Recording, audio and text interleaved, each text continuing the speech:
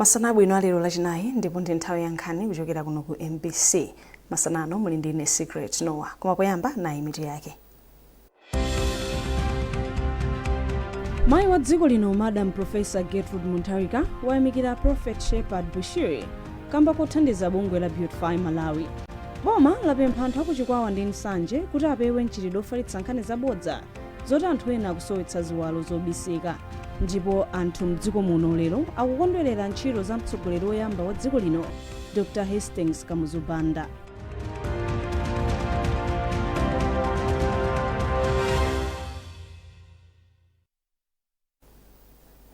Mayi wa dziko lino Madam Professor Gertrude Mutharika wati ndokondwa kuti Prophet Shepherd Bushiri wa mpingo wa ECG wakwaniritsa lonjezo lake la thandizo ku bungwe la Beautify Malawi Beam Trust. Iwo alankhula izi mu mzinda wa Lilongwe pomwe alandira cheke cha ndalama zokwana 300 million kwacha kuchokera kwa Prophet Bushiri pokwaniritsa lonjezo lomwe anapereka pa tsiku lokhazikitsa ndondomeko yakagwiridwe ka ntchito ka bungwe la Beam mwezi wa February chaka chino. Tiyende zambiri mu ripoti ili. Polankhula m'malo mwa mayi wa dziko lino wapampando wa bungwe la Beam Trust Dingiswayo Jere wati Madam Professor Gertrude Mutharika ndodzipereka kupititsa patsogolo ntchito za umoyo. Iwo ati n'chifukwa chake bungwe la Beam latsogoza ntchito za ukhondo pa ntchito yolimbikitsa umoyo wabwino m'madera. Ndinene kuti tsiku la lero ndi tsiku la chimwemwe kwambiri ku Beautify Malawi. Makamaka chifukwa cha zinthu ziwiri. Choyambirira ndoti ntchito yathu ngati Beautify Malawi ili ndi thandizo lotikhozabe kuthamanga mwachangu komanso kufikira madera ena amene mwina tikanatha kuperewera kufikira chifukwa choti mwina panalibe chuma. Komanso chachiwiri tikuyamika kuti kuli anthu amene amatha kukwaniritsa malonjezano awo. Lero litaona Prophetess Bushiri akukwaniritsa lonjezano lawo kubwera kudzapereka ndalama ya 300 million imene analonjeza pa 27 February mene tinkakhazikitsa mlozo wathu ngati Beautify Malawi. So chifukwa cha ichi ife tikuthokoza kwambiri kuti pali anthu woti akalonjeza amakwaniritsa. Mene tikuyamikira ndi chimwemwe kuti Prophet ndi Prophetess akwaniritsa lonjezano lawo.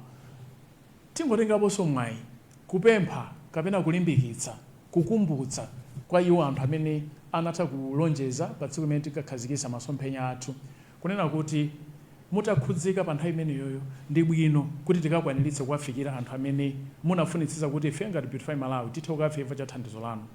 Mawu ake Prophet Bushiri wati banja lawo limakhudzidwa ndi ntchito zomwe bungwe la Beam limagwira mdziko muno n'chifukwa chake lapereka thandizoli kuti anthu ambiri mdziko muno athandizike. Choyambirira nchakuti ife tinali konkuno tinabwera kusapangana wa attend project akapena dinner imene inapangidwa ndi Beautify Malawi yo kumema anthu kuti apange nawo support zimene Beautify Malawi imene ili project yaikulu kwambiri yosogozedwa ndi First Lady athu wa dziko lino la Malawi Madam Gertrude Mutharika. Kumeneko kunali zoonesa zambirimbiri m'makanema. Mwa izo kunali kuonesa mene project imene yakhunzira anthu madera osiyanasiyana. Akazanga ndi titaona zimenezo tinakhuzidwa kwambiri kuti project imene ngati uli ma project ofunika kupanga support ndiye Beautify Malawi. Ndi chifukwa chake akazanga ndine tinatengapo gawo kuti iyayi ntchito bwino ngati imene tithandizirepo ndi 300 million kwacha. Chifukwa chake lero lino tabwera pano kuti pledge inapanga ija ikwaniritsidwe. Muchichewa muli mawu amati mutu umodzi susizadenga. Thandizoli lakwaniritsa lonjezo lomwe Prophet Bushiri analonjeza ngati njira imodzi yofuna kukweza ntchito za ukhondo. Ndondomeko yagwidwe ka ntchito ka bungwe la Beam ya 2026 mpaka 2030 inakhazikitsidwa pa 27 February chaka chino ndipo imalunjika pa ntchito za ukhondo, umoyo komanso maphunziro. Mwayi mtumodzi MBC Lilongwe. Nduna ya maboma ang'ono Ben Phiri yalimbikitsa anthu okhala m'maboma achikwawa ndi nsanje kuti apewe mchitidwe ofalitsa nkhani zabodza zoti anthu ena akusowetsedwa ziwalo. Iwo anena izi kuchikwawa pa ulendo ophunzitsa anthu a m'mabomawa kuti aleke mchitidwewo komanso kutengera lamulo m'manja mwawo. Tili ndi ripoti ili la Themba Mwale. Ndunayi inayamba ndi kuyankhula kwa anthu omwe anasonkhana pa Bereya, Mchalo ndi Misewu Folo isanapite kwa Ngabu komwe inakumana ndi akuluakulu amakhonsolo achikwawa ndi nsanje. Mawu ake Phiri anati boma la President Peter Mutharika ndilodzipereka kuonetsetsa kuti nzika iliyonse ndiyotetezeka. ndunayi inachenjeza mafumu kuti asayikire kumbuyo aliyense wolakwa ponena kuti aliyense wotero adzalandira chilango. Iye anapereka chitsanzo cha mfumu Moses yochokera mdera la mfumu yayikulu Mbenje ku Nsanje yomwe yayimitsidwa pa udindo wake kamba kokolezera mchitidwe onyozera ndi kugenda apolisi pomwe amagwira ntchito yawo m'mudzi mwake. Malamulo a mafumu kudzera mu gawo 22 subsection 7 amanena ntchito za mafumu. Imodzi mwa ntchito zawo ndi wakuti kukhale mtendere ku dera lawo. Komanso section 11 imakamba kuti president angathe kuchotsa mfumu ngati mfumuyo sikukwaniritsa zimene zikuwapatsa mphamvu zimene tachula ku mtunda. Ndiye ngati mfumu kudera kwake kulibe bata, ndiye kuti pamenepo zinthu zasokonekera, ameneyo sakuyenera kukhala mfumu chifukwa anthu am'mudzi amamvera mfumuyo. Mwachitsanzo kuno kuli mfumu ina imene ndi anthu ake anagwirizana kuti ayambe kugenda apolisi pamene anabwera kudzatenga anthu amene anachita ziwawazi. Ndiye awutana kuti ayambe ayima apresident aone kuti malamulo amati chani, ofufuza afufuze kuti kodi analakwa kapena sanalakwe, akapezeka olakwa akhala chitsanzo kwa mafumu ena kuti kusunga zigawenga kudera si chinthu chabwino. Ndipo kuyambira pano sitikusekereranso ife chimene tikufuna nchoti Malawi ina aliyense adzikhala mopanda mantha kuno Malawi. Ndipo m'mawu ake mmodzi mwa achiwiri kwa mkulu wa polisi mdziko muno Noah Kaira wati aliyense yemwe ayambitse mphekesera yoti ziwalo zake zasowa amangidwa ndi kuyimbidwa mlandu. Ndipo mfumu yayikulu Ngabu ya mboma la Chikwawa yatsutsa zoti anthu mbomali akusowetsedwa ziwalo. Chodziwika nchakuti zinali mphekesera chabe zimene anthu ena amitu yosagwira amafuna kuchitira nkhanza anthu anzawo, zinthu zongopeka palibe amene wadandaula kuti maliseche yake achokapo ndikumuunika nkupeza kuti achokadi ndi zabodza. Ndiye tifuna panopo kutsutsa kwa thunthu kuti zinali nkhamba kamwa, ndipo ndi mchitidwe umene tikhoza kunena kuti ndi wachilendo, mchitidwe wochititsa manyazi, mchitidwe wopatsa mantha. Andi ngati anthu aku Chitevale, Chikwawa ndi Nsanje tili okhudzidwa kwambiri komanso ochita manyazi chifukwa choti ativula. Mbiri imeneyi si mbiri yathu, ndiye tikupanga kondemu kuti zimene sizichitika, koma chosangalatsanso nchakuti motsogoleredwa ndi anthu onse amene anabwera kutithandiza kuyankhula lero tonse tagwirizana kudzera mwa anthu kuti mchitidwe umenewo simumvanso suchitika. Ndipo ngati apezeke anthu ena ake panga ataki anthu kapena panga fabricate rumors ngati amenewo, anthu amenewo tithana nawo. Anthu 83 ndiwo amangidwa kufikira lero, ndipo 60 mwa iwo akusungidwa mchitokosi kamba kuganiziridwa kuti anatengapo gawo pakupha anthu 7 omwe amawaganizira kuti amasowetsa ziwalo za anthu. Kufikira lero palibe umboni uliwonse wa munthu yemwe ziwalo zake zasowetsedwadi. Themba Mwale, MBC News, Chikwawa. Bungwe la zipembedzo la Interfaith Forum of Peace, Justice and Dialogue layamikira President Professor Arthur Peter Mutharika komanso nthambi zachitetezo chifukwa chochitapo kanthu mwansanga pa ziwawa zomwe zikuchitika m'maboma a Nsanje ndi Chikwawa. Mlembi wamkulu wa bungweli Mbusa Damson Mchenga wanena izi potsatira kumangidwa kwa anthu omwe akuwaganizira kuti apha anthu 7 ponena kuti amasowetsa ziwalo zobisika za anthu. Malinga ndi Mbusa Mchenga, zomwe boma lachita zasonyeza kukhudzika ndi mchitidwe woyipawo. Iwo akufotokoza kwa olemba nkhani wathu Charles Pensulo. Ife tikunena kuti tikuyamikira a president komanso nthambi zachitetezo chifukwa zitamveka iwo achita changu nkuthamanga kumene kuja nkukagwira wanthu komanso kukhazikitsa mtendere. Anthu amene aja afika nsanga ku khoti ndikubwera nawonso kwayika ku rimandi ngakhale sadapezeka olakwa, koma chilungamo chayamba kuoneka kuti anthu akhale mwamtendere.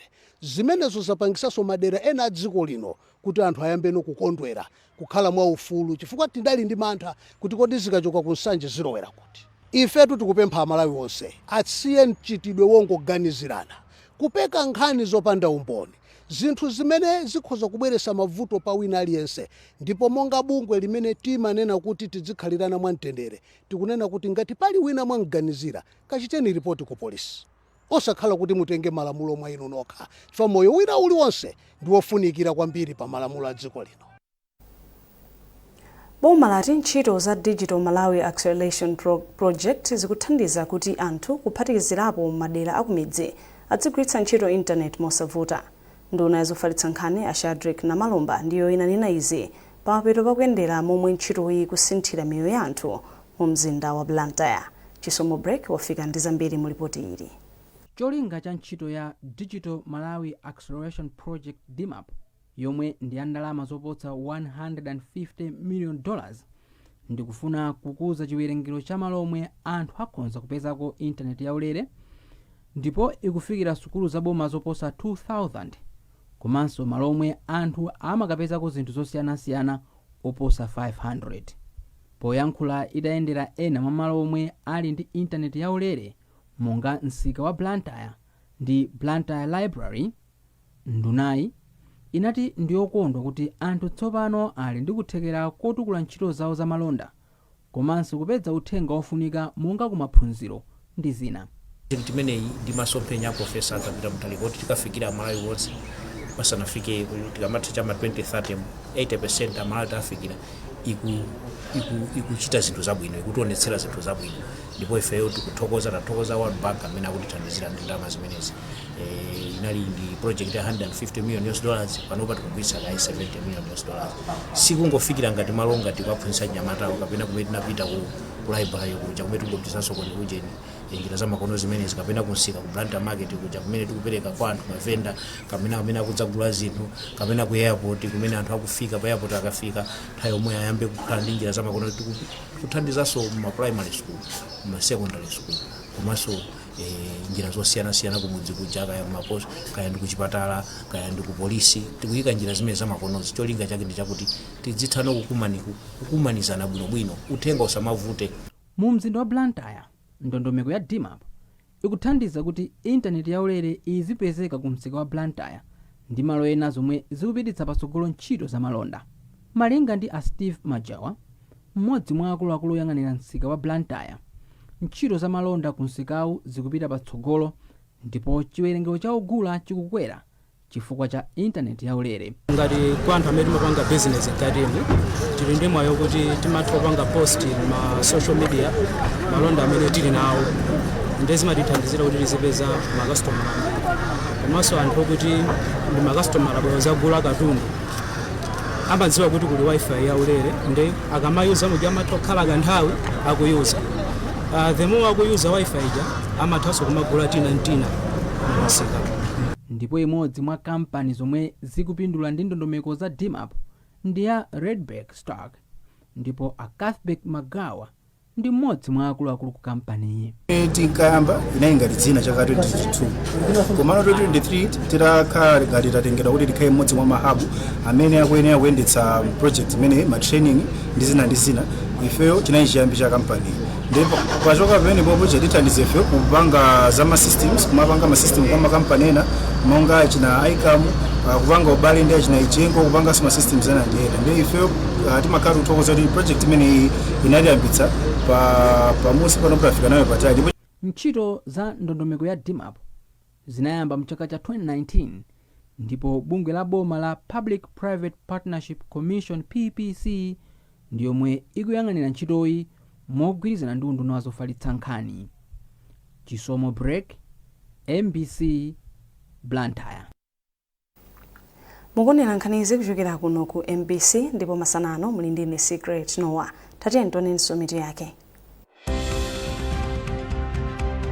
Mayi wa dziko lino Madam Professor Gertrude Muntarika wayamikira Prophet Shepherd Bushiri kamba kothandiza bungwe la Beautify Malawi. Boma lapempha anthu akuchikwawa ndi nsanje kuti apewe ntchitidwe ofalitsa nkhani zabodza zoti anthu ena akusowetsa ziwalo zobisika. Ndipo anthu mdziko muno lero akukondwerera ntchito za mtsogoleri woyamba wa dziko lino Dr. Hastings Kamuzubanda.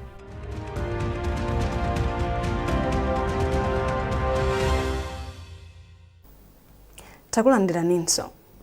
Pa 14 May chaka chilichonse Amalawi amakhala kukumbukira mtsogoleri wakale komanso woyamba wa dziko lino Dr. Hastings Kamuzubanda. Mwambo wa chaka chino ukumbukira mtsogoleri wakaleyu ukuchitikira pa manda ake mu mzinda wa Lilongwe. Nduna yona za chinyamata ndi masewero a Alfred Gangata ndiwo akutsogolera mwambowu. Patrick Dambula akufotokoza kuchokera ku Lilongwe. anthu osiyanasiyana ndithu asonkhana pa manda a malemu Kamuzubanda kukapereka ulemu wawo kwa mtsogoleri wa kaleyu.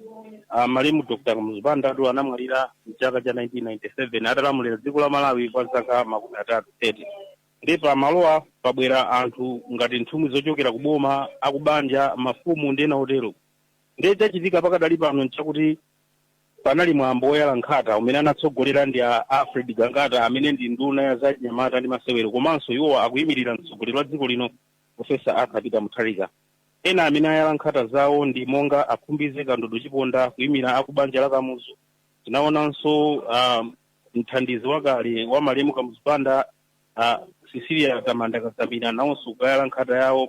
Enanso ndi monga asilikali ochokera ku Malawi Defense Force komanso ku Malawi Police Service kuyimira mkulu wa polisi komanso kuyimira mkulu wa gulu la nkhondo la Malawi Defense Force. Taonanso mkulu wa Lilongwe City Council Clement Istanbul komanso mfumu ya mzinda wa Lilongwe nayonso ikayala nkhata. Ndi tikunena pano mwambo wa mapemphero uli nkati ndipo pabwera azipembedzo zosiyanasiyana, achisilamu, akhristu a mipingo yosiyanasiyana, azibusa a mipingo yosiyanasiyana amene panopo akutsogolera mwambo wa mapemphero molandirana agawana magawo osiyanasiyana pa mwambo wa mapemphero umene kuchitika pakadali pano. Ndinenenso apa kuti mutu wa chikondwerero cha chaka chino cha malemu Kamuzubanda akutcha kuti Kamuzu, chitsanzo chabwino cha utsogoleri wotumikira anthu kuyanjanitsa Malawi ndi wachitukuko. Kuchokera kuno ku Lilongwe ndine Patrick Tambula. Akatswiri pa nkhani za ndale ndi maphunziro ati dziko la Malawi likhazikitse njira zolimbikitsira ntchito zachitukuko pamene thandizo la chuma la maiko osiyanasiyana likuchepa. Izi aziyankhula kutsatira madandaulo omwe adza kamba kuti maiko ena olemera asiya kupereka thandizo lawo ku maiko aku Africa. Polankhula pa zokambirana ku Blantyre, Profesa Dan Banik wa kusukulu ya ukachenjede ya Oslo mdziko la Norway watsindika kufunika kwa ntchito zachitukuko zomwe zingasinthe anthu m'madera awo. Ndipo wachiwiri kwa Chancellor wa UNIMA, Profesa Samson Sajidu watsindika kufunika kukhazikitsa ndondomeko za ntchito zachitukuko zomwe anthu angakhazikitse mosavuta ndi kuchepetsa mavuto omwe akukumana nawo.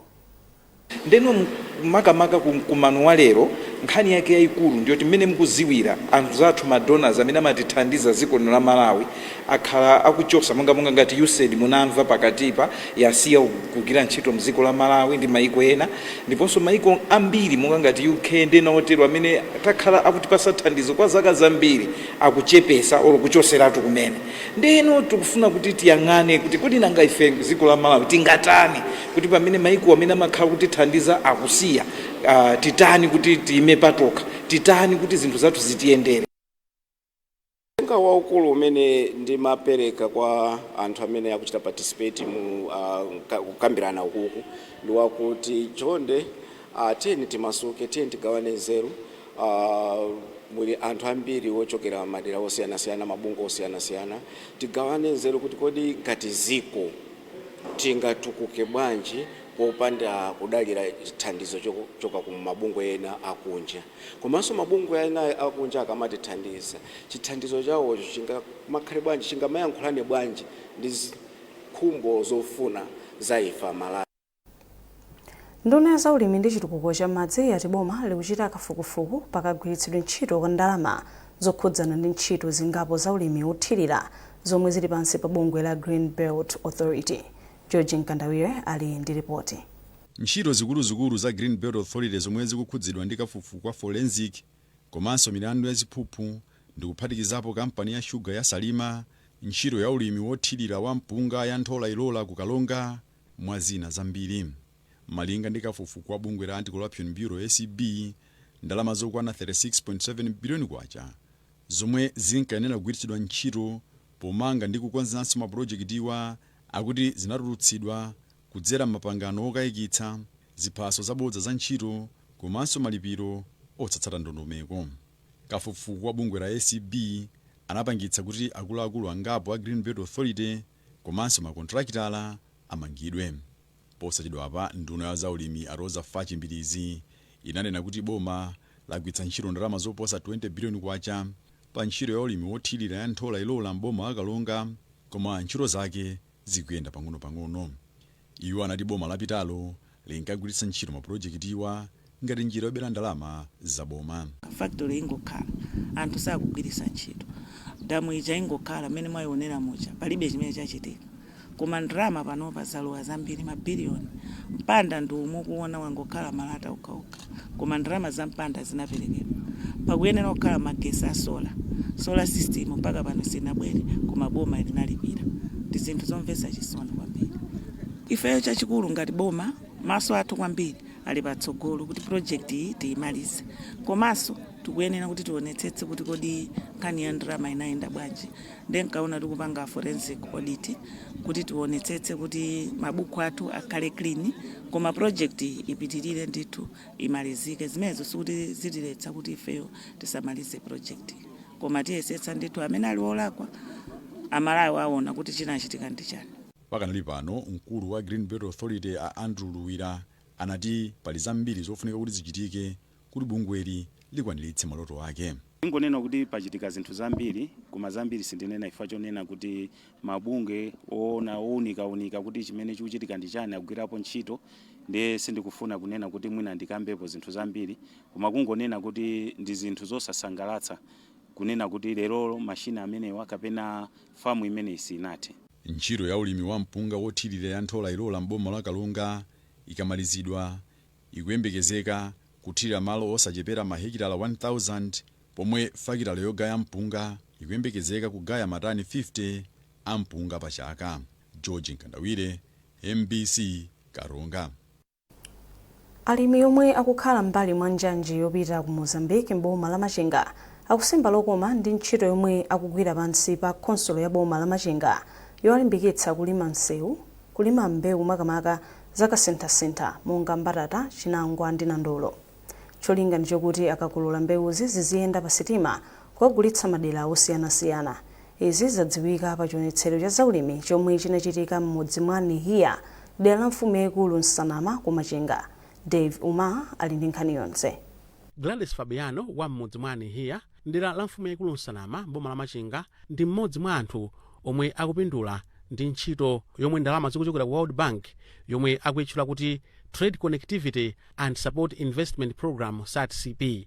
Mawu ake, Gladys wati ngati chiyambi analima mbatata ya kholowa, ina ya lokolo komanso ya hybrid, ndi cholinga chofuna kudziwa mbewu yomwe ingachite bwino malingana ndi nyengo ya mdera lomwe akukhala. Mayiwa ati mmene akulolera zaonetsa kuti tsogolo lowala ali nalo chifukwa mbewu zonse zachita bwino. Sukulu tinapita inde, koma masiku ano ntchito ndizosowa. Sitingadikire kuti munthu atilembe ntchito, koma ngati tikupanga za ulimi monga ulimi wa mbatata umene atipasa SATCP, pali mbewu zosiyanasiyana, koma pali zina zokuti tikhoza kulima za hybrid zoti zosavuta, zosalira fertilizer, zosalira chani. Moyo wanga asonkumayenda pabanja asonkumakhala utani osangalala ndithu ndalama kuipeza, komanso moyo wathanzi kumbali ya chokudya ndikhozanso kutukula banja langa ka school fees singandisoweso kudzera pa mbewu zimene zatipasa SATCP. Mawu ake, mmodzi mwa akuluakulu ona za ulimi ku khonsolo ya Machinga, Amikayo Chimatiro, ati pali chiyembekezo chokuti alimi azilima mbewu zakasintha monga mbatata, chinangwa komanso nandolo, zomwe zili zopirira kung'amba koma zoti zokolola zake zizikhala zochuluka. Chachikulu nchonena kuti alimi akhalenso ndi udindo olima mbewu zabwino pamene taphunzitsa. So tiona kuti alimi athu kunoko komanso ife tipindula mu njira zingapo. Koyamba alimi amene wakhala ndi mwayi wopeza mbewu zamakono, komanso akhala ndi chakudya chokwanira, komanso pa nkhani ya madyedwe ndikuti azidya zakudya zapamwamba monga tukamba za mbatata zofira mkati zimene zimakhala ndi mavitamini amene ali osiyanasiyana, komanso munthu wina aliyense amafunikira. Malingana ndi mmodzi mwa alangizi azaulimi komanso omwe amaona zamalonda ku khonsolo ya Machinga, Amariam Abudu, ntchito za SATCP cholinga chake ndi kufunitsitsa kuti alimi omwe akukhala motsatira njanji yomwe imadusa ku Machinga kupita ku Mozambiki akugwiritsa ntchito njanjiyi ngati chida chotukulira moyo wawo ndi cholinga chakuti mbewu zawo azitha kukagulitsa kutali. Project imene imefuna kuti anthu akuno azilima komanso ulimi wawo ukhale wapagulu, cholinga choti misika yawo isamakhale yovuta kupeza, chifukwa kulima ndi kutukuka ndi kugulitsa pagulu ndi kumene alimi amapindula nako kwambiri. Monga project imene panopa ikulumikizitsa pakati pa Malawi, Mozambiki ndi Zambia. Choncho misika yopezekeratu ya mbewu zimene zili pamene papazi ilipo kale. Ntchito za SATCP zinayamba mchaka cha 2021 ndipo zizatha mu 2027. Kupatulapo kulimbikitsa alimi kukhala odzidalira pachuma komanso kukhala ndi chakudya chokwanira. Mbali ina ndi yokonza misewu komanso kulimbikitsa alimi kuti adzipeza misika ya mbewu zawo mosavuta. Dave Uma, MBC Machinga. Munkhani zakunja, msonkhano wa dziko la France ndi maiko wa muno mu Africa wa France Africa watha pomwe maiko wa agwirizana zokonzanso ubale wawo ndi cholinga chofuna kugwira ntchito zachitukuko limodzi. Polankhula pa msonkhanowu, mtsogoleri wa dziko la Kenya William Ruto wati nthawi yakwana kuti maiko wa mu Africa apewe kudalira thandizo la chuma kuchokera ku maiko azungu. Tili ndi ripoti. Msonkhano womwe anachititsa maiko a Kenya ndi France wasonyeza kuti pali kusintha pamomwe dziko la France lizigwirira ntchito ndi maiko amuno mu Africa. Malo mopereka thandizo laulere ku maiko amuno mu Africa, atsogoleri azilimbikitsa ntchito za malonda zopindulira maiko onse.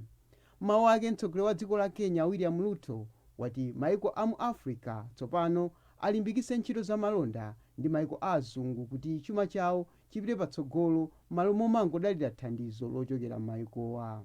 Ndipo mtsogoleri wa dziko la France Emmanuel Macron watagwira ntchito pamodzi ndi maiko amu Africa pomwenso walonjeza ndalama pafupifupi 23 billion euros zokhazikitsira ntchito zokhuza mphamvu za magetsi, ulimi komanso artificial intelligence AI.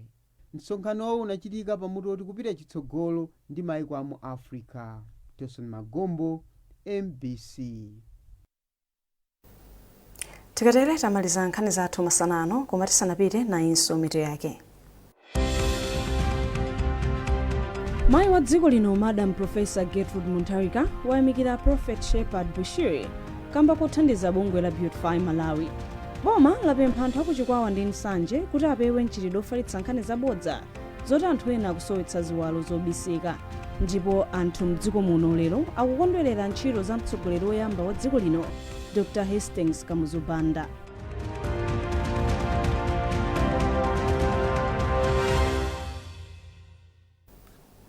Pezani nkhani izi ndi zina zambiri popita pa mbc.mw kapena MBC Digital pa Facebook, Instagram komanso X.